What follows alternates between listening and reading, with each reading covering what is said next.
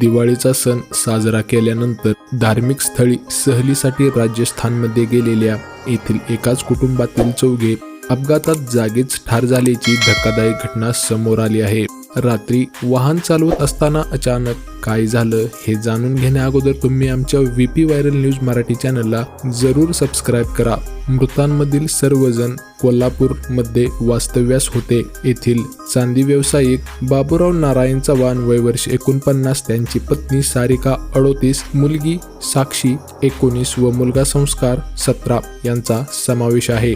दिवाळीनंतर त्यांनी राजस्थानमधील प्रेक्षणीय तसेच धार्मिक स्थळी सहलीचा बेत आखला होता। त्यानुसार कुटुंबासह मंगळवारी तारीख 12 सकाळी येथून रवाना झाले होते। सोबत त्यांनी पट्टण कोडोली मधील दोघा नातेवाईकांना घेतले होते। कोल्हापूरमधून ते रेल्वेने राजस्थानला गेले।